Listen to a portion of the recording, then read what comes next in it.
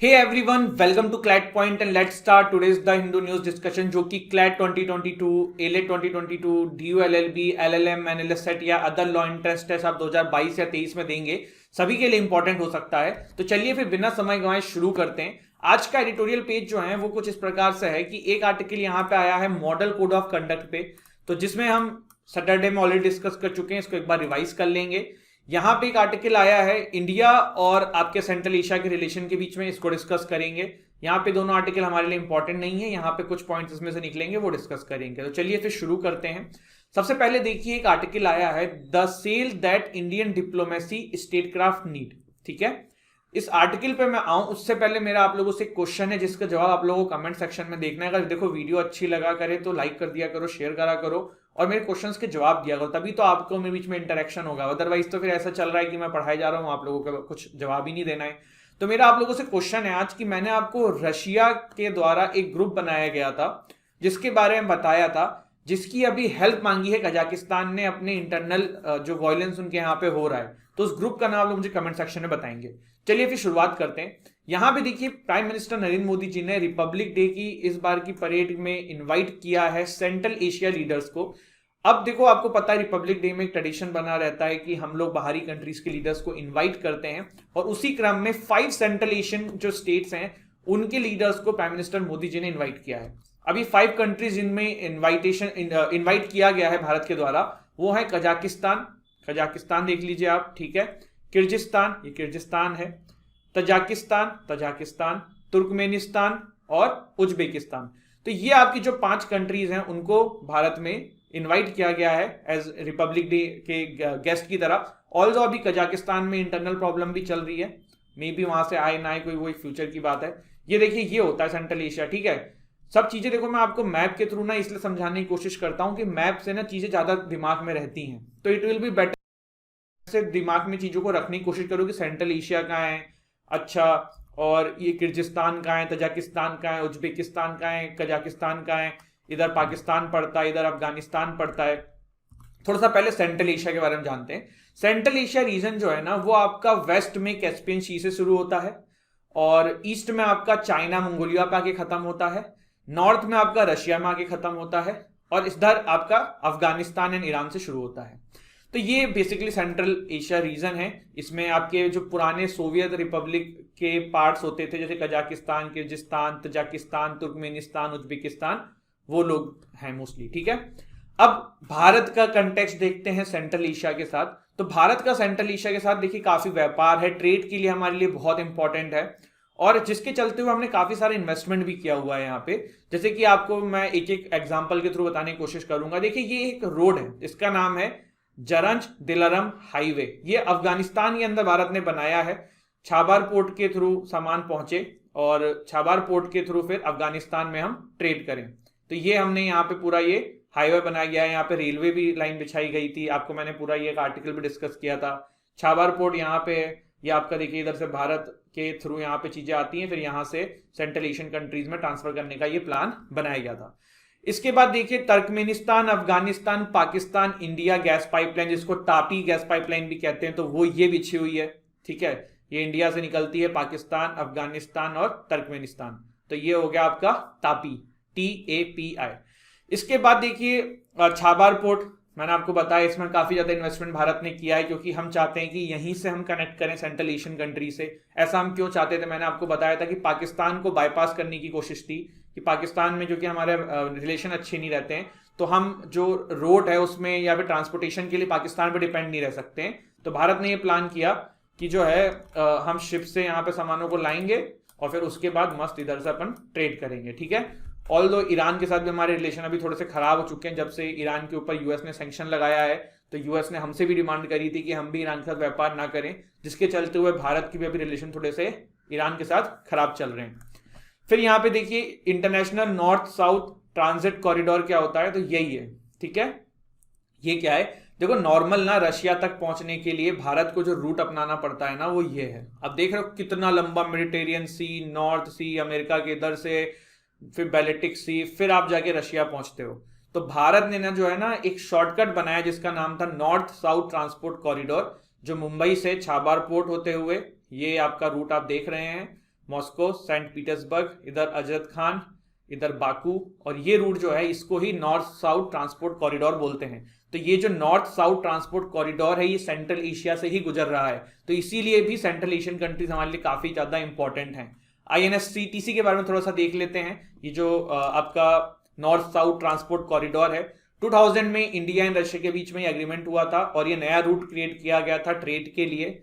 और आपका जो है ये आप देख सकते हैं, the pact was ratified in 2002 and multi modal route linked है ये मुंबई इन इंडिया टू बंदर Abbas and Bandar Anzali in Iran, then Caspian Sea to Astrakhan, Moscow and Saint Petersburg in Russia, जो हमने यहाँ पे साफ साफ देखा है ये रूट जो था। ठीक है, इसके बाद बहुत सारी कंट्रीज इस रूट में जुड़ गई और फिर पहले सिर्फ रशिया के साथ हम ट्रेड करते थे, फिर बाकी कंट्रीज ने भी इस रूट का यूज करके हमारे साथ ट्रेड करना शुरू कर दिया। भारत ने चाबार पोर्ट में डेवलपमेंट शुरू किया इसी के चलते हुए। बट अब Bharat and central Asian countries के बीच में थोड़ी सी समस्या चल रही है। समस्या क्या चल रही है? पहले तो लैक ऑफ म्यूचुअल ट्रस्ट। ठीक है, बहुत सारी चीजें हैं, लेकिन आप देखो अफगानिस्तान एक तो उस रीजन में आ चुका है, तो अफगानिस्तान में तालिबान आ चुका है, तो तालिबान आ चुका है तो प्रोबेबली ये कि यहाँ पे पहले तो इनकी इंटरनल प्रॉब्लम्स चल रही हैं। अफगानिस्तान के रहने से सिक्योरिटी थ्रेट भी है इन कंट्रीज को। भारत ने अफगानिस्तान में काफी इन्वेस्टमेंट किया हुआ है, ये सारे रूट के आसपास अफगानिस्तान का बॉर्डर है, अफगानिस्तान में से गुजरते हैं, तो तालिबान वहां पे हमें इंटरफेयर कर सकता है। तो ये सब कुछ समस्याएं हैं।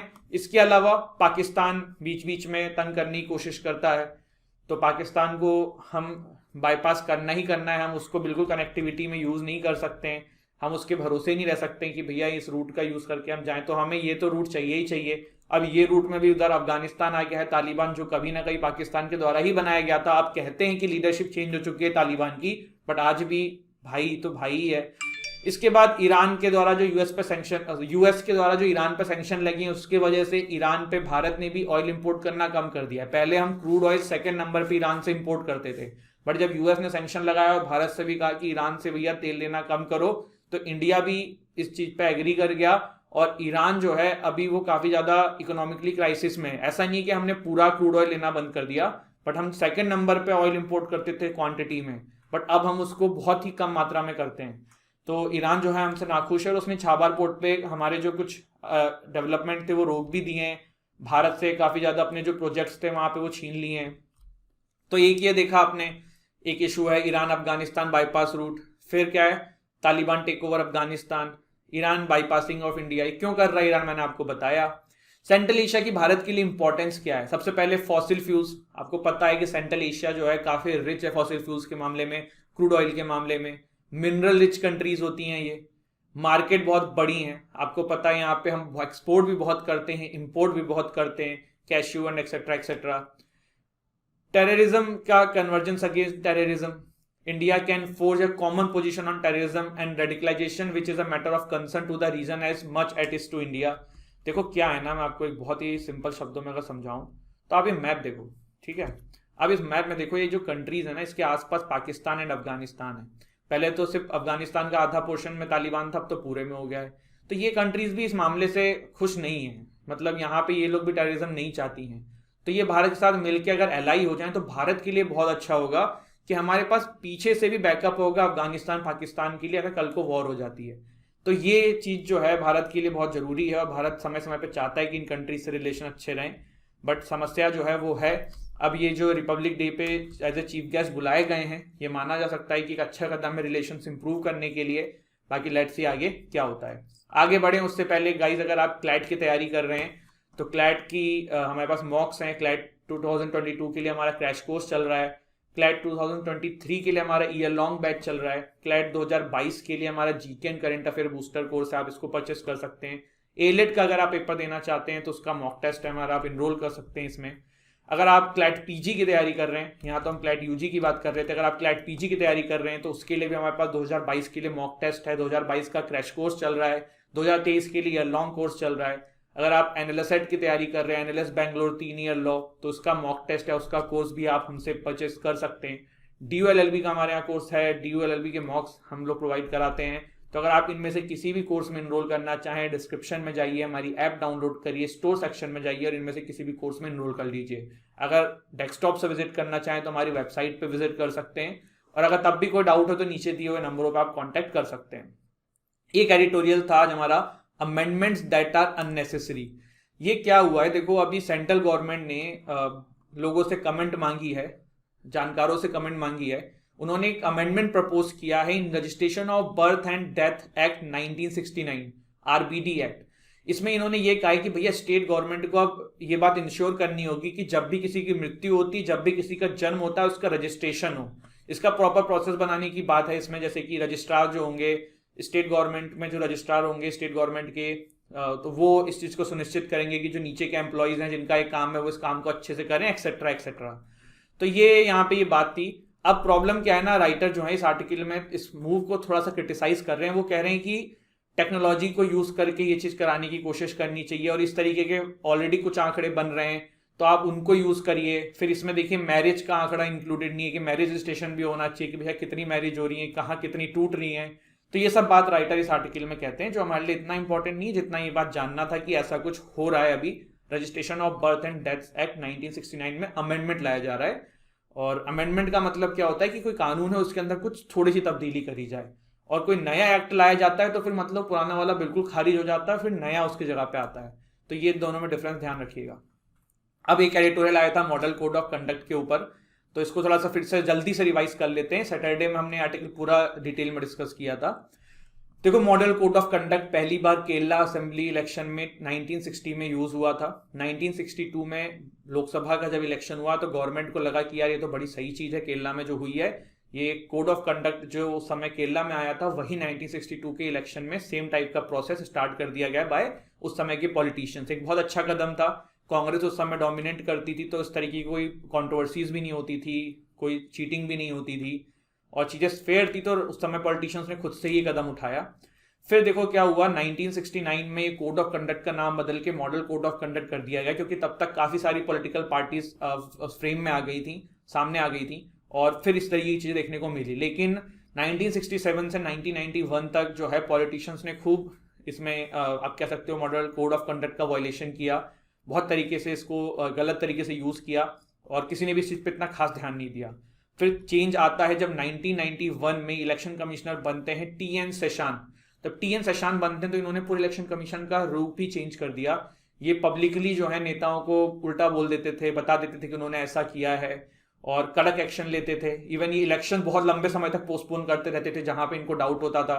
तो इन्होंने एक बहुत अच्छा कदम उठाया, और जिसके बाद काफी ज्यादा मॉडल कोड ऑफ कंडक्ट का जो है असर दिखा पॉलिटिशियंस के ऊपर। मीडिया ने भी आवाज उठानी शुरू करी, वहां से चीजें बेटर हुई।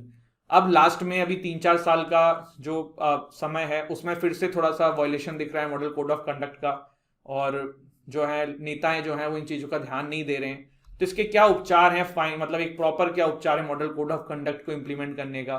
तो यही है कि फिर से भैया डेटरेंस लेके आओ, नेताओं के मन में डर लेके आओ। जैसे कि मॉडल कोड ऑफ कंडक्ट में ना कोई सजा नहीं है, कोई ऐसा ये मतलब इसको ऐसा नहीं कि आप फॉलो नहीं करो तो कोई नुकसान है, इलेक्शन कमीशन आपकी रैली रोक देती है, इस तरीके की चीजें हो जाती हैं बस। तो कोई कठिन पनिशमेंट इसमें आए तब नेता लोग जो हैं वो डरेंगे। दूसरा क्या है, इलेक्शन कमीशन के अंदर काफी ज्यादा इन्फ्लुएंस रहता है पॉलिटिकल पार्टीज का, तो वो भी खत्म हो जाए। तो ये सॉल्यूशन है इनके, है ना। इसके बाद देखिए अब आज की जो न्यूज हैं कुछ आई हैं वो देख लेते हैं।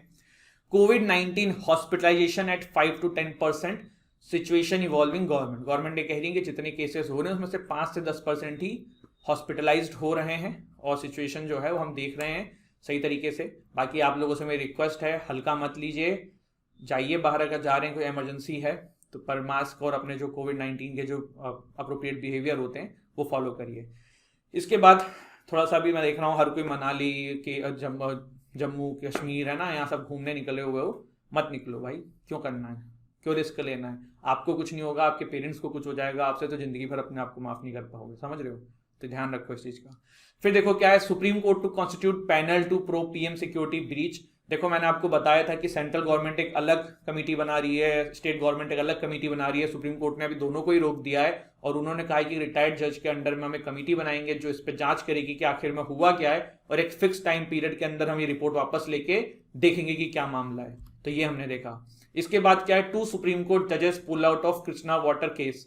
इस पे आते हैं, ऐसा क्यों किया है। जस्टिस एएस बोपाना जो हैं और डीवाई चंद्रचूड़ जी ने अपना नाम इस केस से वापस ले लिया है।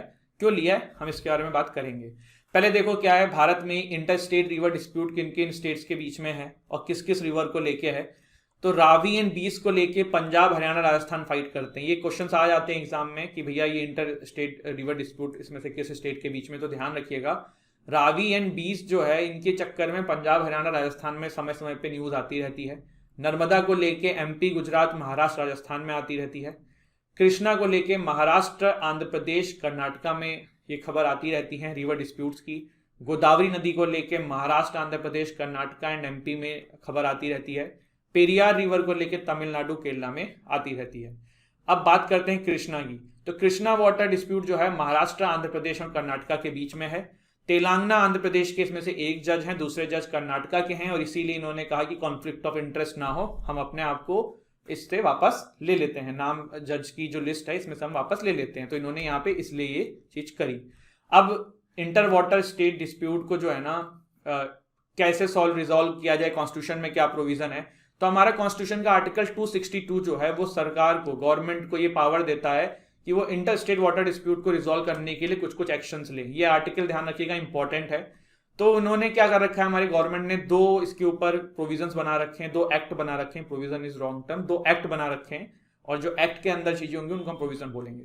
तो river board act 1956 and inter state water dispute act 1956, ठीक है।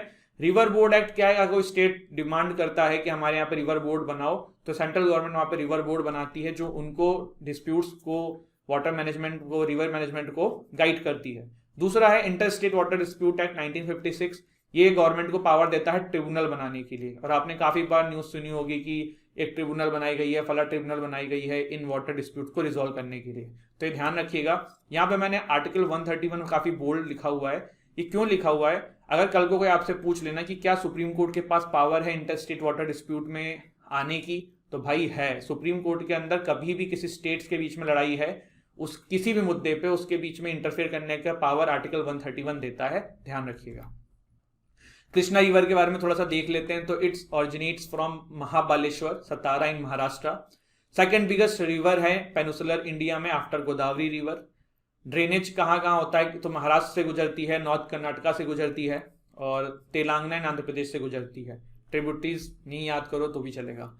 Top court to urgently hear hate speech case. अभी ये क्या है, आपको पता है हरिद्वार में बहुत ही दुर्भाग्यपूर्ण घटना घटी थी, और उसी को सुप्रीम कोर्ट ने बहुत ही अर्जेंटली सुनने के लिए मंजूरी दे दी है।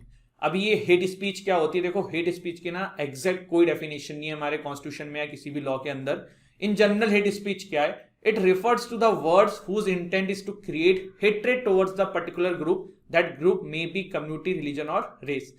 और सिर्फ सब मिला के यही है कि जिससे वॉयलेंस क्रिएट हो जाए या इस तरीके की चीजें, किसी का सेंटीमेंट हर्ट हो जाए और फिर उसके बाद उससे वॉयलेंस या काफी मैसिव लेवल पे प्रोटेस्ट हो जाए, तो ये सब हेट स्पीच होती है। यहीं पे लॉ कमीशन ने अपने 267th रिपोर्ट में हेट स्पीच के बारे में चर्चा करी है, और ये पूरा डिटेल में इन्होंने डेफिनेशन दी है जो भी इन्होंने दी है। लेकिन आप कह सकते हो कि एम्बिगुअस है। लॉ कमीशन की रिपोर्ट में कोई हेट स्पीच की डेफिनेशन है कहीं मानने क्या नहीं है, तो बस एक स्पीच की डेफिनेशन है। तो एक जो क्रिटिसिज्म होता है ना हेट स्पीच का, जो इसके अगेंस्ट में पनिशमेंट है उसका, कि भैया इसकी डेफिनेशन तो बनाओ कि क्या चीज हेट स्पीच में आएगा, क्या चीज हेट स्पीच में नहीं आएगा। अभी क्या है, तो आर्टिकल 19 ने आपको freedom of speech and expression देता है, बट विद रीजनेबल रिस्ट्रिक्शंस। भैया आप fundamental right to speech and expression है, बट आप मुझे गाली नहीं दे सकते हो, मैं आपको गाली नहीं दे सकता हूँ, मैं आपके अगेंस्ट में, रिलीजन के अगेंस्ट में कुछ नहीं बोल सकता हूँ, ये राइट नहीं है मेरे पास। तो ये चीजें यहाँ पे जो है बात बताई जा रही है। इंडियन पीनल कोड में क्या प्रोविजन है अगेंस्ट द हेट स्पीच, तो section 153A and 153B of IPC जो है वो कहता है punishes act that causes enmity and hatred between two groups।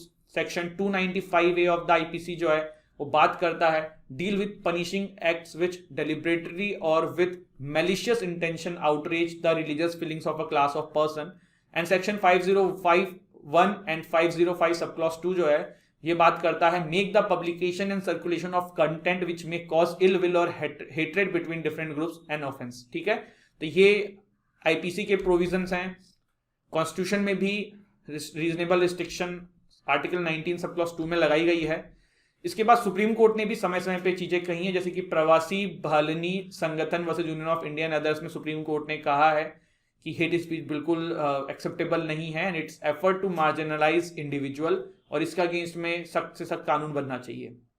Even law commission ने अपने 267th रिपोर्ट में ये बात कही थी कि हेट स्पीच को लेते हुए आईपीसी के अंदर 2 नए सेक्शन ऐड करने चाहिए, section 153C and section 505A, जिसमें कुछ और चीजें ऐड हो, जैसे कि प्रोहिबिटिंग इंसाइटमेंट टू हेट्रेड और दूसरा कॉजिंग फियर, अलार्म और provocation of violence in certain cases. तो ये क्यों किया जा रहा है? क्योंकि अभी ना हेट स्पीच की डेफिनेशन बहुत एम्बिगुअस है, लोग बोल के अपने तरीके से निकल लेते हैं कि भैया हमने तो ये बोला, हमने तो ये बोला, बट एक्चुअली में वो हेट स्पीच ही होती है। तो इन सबको रोकने के लिए जो है ना, इसकी प्रॉपर डेफिनेशन होनी चाहिए, सब मिला के बात ये। इवन पार्लियामेंट में एक ड्राफ्ट बिल भी आया था हेट स्पीच के अगेंस्ट में, लेकिन वो कभी पास नहीं हो पाया एंड प्रोबेबली कभी पास हो भी नहीं पाएगा, क्योंकि सबसे ज्यादा हेट स्पीच का यूज जो है वो हमारे पॉलिटिशियंस ही करते हैं, चाहे वो किसी भी पार्टी के हों। इसके बाद क्या है, rape punishable but marital relationship is different, ऐसा हाईकोर्ट ने बोला है। इनका ऐसा कहना है कि देखिए जो रेप होता है उसमें लोगों की जब शादी नहीं होती तो उनके पास कोई राइट भी नहीं होता है सेक्सुअल कॉन्टेक्ट में आने का, तो वो तो बिल्कुल ही पनिशेबल है। बट मार्शल रिलेशनशिप का जो मामला है ना, इसको थोड़ा सा डिफरेंट तरीके से देखना पड़ेगा और फिर इस पर हम डिसीजन देंगे, क्योंकि यहाँ पे शादी के बाद कहीं ना कहीं एक राइट एस्टेब्लिश होता है कि दोनों पार्टनर्स के बीच में सेक्सुअल कॉन्टेक्ट हो। तो ये बात यहाँ पे कही है, बाकी आगे देखते हैं कि क्या इस पे वर्डिक्ट फाइनली आता है। जल्लीकट्टू स्पोर्ट्स के बारे में मैंने आपको ऑलरेडी बता दिया है और उसी से रिलेटेड ये न्यूज़ है। तमिलनाडु ने अलाउ कर दिया है जल्लीकट्टू को अपने यहाँ पे। मैंने आपको बताया था क्यों, एक रिलीजियस सेंटिमेंट लोग इससे जुड़े हैं। आज या कल या परसों के सेशन में हमने डिस्कस किया था और सुप्रीम कोर्ट का इस पे बैन भी है, उसके बाद भी तमिलनाडु गवर्नमेंट ने इसको अलाउ किया है। कोविड-19 के केसेस के बाद भी तमिलनाडु गवर्नमेंट ने इसको अलाउ किया है। बाकी देखते हैं इसमें आगे क्या होता है। जल्लीकट्टू मैं आपको डिटेल में मैंने बता रखा है, इसलिए मैं उसको यहाँ पे फिर से एक्सप्लेन नहीं कर रहा हूँ। Supreme Court question Bengal UP on ration for sex workers. Supreme Court का एक वर्डिक्ट आया था पिछले कोविड के दौरान कि जो सेक्स वर्कर्स होती हैं उनका भी काम रुका पड़ा है और उनको भी राशन कार्ड दीजिए और उनको भी प्रॉपर जो भी सुविधाएं होती हैं, सारी जो स्कीम्स होती हैं सरकार की, वो दी जाएं। और अभी तक बंगाल और यूपी में ये चीज नहीं मिली है, तो उसी पे क्वेश्चन किया गया है। इसके बाद Supreme Court reinstates it order extending the windows for filing appeals. देखो पहले क्या था, फाइलिंग अपील्स का एक टाइम पीरियड था जो खत्म होने वाला था, लेकिन सुप्रीम कोर्ट के पास आर्टिकल 142 के अंदर ये पावर है कि जस्टिस देने के लिए वो कुछ भी नया नियम बना सकती है। तो उसी के चलते हुए सुप्रीम कोर्ट ने एक्सटेंड कर दिया है अपील का टाइम कि आप लोग अभी और आगे कर सकते हो, क्योंकि कोविड था इस वजह से यहाँ पे किया गया है। म्यांमार का मामला हमने देखा था। म्यांमार में देखो पहले क्या था, वहां पे ब्रिटिश कॉलोनी थी वो, फिर मैंने आपको बताया था 1948 में उनको आज़ादी मिली थी। फिर आज़ादी मिली तो 1951 तक वहाँ पे मिलिट्री ने सत्ता पलट कर दी, मिलिट्री कूप रहा। 1990 से वहाँ पे डिमांड बढ़ने लगी डेमोक्रेसी की। 2008 में फाइनली वहाँ की मिलिट्री ने थोड़ा सा घुटने डाले, वो कॉन्स्टिट्यूशन लेके आए और उसमें कॉन्स्टिट्यूशन के अंदर उन्होंने एक प्रोविजन डाला कि ऐसा कोई भी इंसान जिसका पति या पत्नी फॉरेनर है वो देश का हेड नहीं बन सकता, जिसमें सन सुई की जी के लिए ही उसको लेके आया गया था। तो सन सुई की जी जो हैं उसके बाद देश की लीडर नहीं बन पाती, पर इनकी पार्टी जो है सत्ता में आती है, तो इन्हीं के द्वारा उसको शासन चलाया जाता है इनडायरेक्टली। और फिर अभी 2020 में जो सेकंड इलेक्शन ये जीतती हैं, उसके बाद ऐसा अनुमान लगाती है वहाँ की मिलिट्री कि अगर अब ये जीत गई हैं तो ये कहीं कॉन्स्टिट्यूशन में अमेंडमेंट न ले आएँ। और मिलिट्री ने देखो कुछ सीटें ना अपने लिए रिजर्व कर रखी थी पार्लियामेंट के अंदर, जो 2008 का कॉन्स्टिट्यूशन था उसमें, तो कहीं वो सीट्स ये हटा ना दें। तो इसके चलते हुए मिलिट्री को डर लगा और मिलिट्री ने इस तरीके का फैसला लिया। 2020 में फिर से मिलिट्री ने सत्ता पलट कर दी और उसके बाद आपको पता है वहाँ के लीडर्स को जेल डाला जा रहा है और सू की जी को भी सेंटेंस कर दिया गया है 4 साल के लिए। इसके बाद चाइना कहता है कि श्रीलंका चाइना के बीच में भैया कोई और तीसरी कंट्री इंटरफेयर ना करे, इंडिया और से यूएस इन्हीं सबसे इनका कहने का तात्पर्य है। चाइना ने श्रीलंका क्या हाल किया था, मैंने हबनटोटा पोर्ट का एग्जांपल देके आपको बताया। इसके बाद रशिया यूएस होल्ड की डायलॉग ऑन यूक्रेन, मैंने आपको बताया था कि यूक्रेन को नहीं चाहता है रशिया की नेटो का पार्ट बने और उसी के चलते हुए यहाँ पे वार्तालाप जो है वो हो रही है।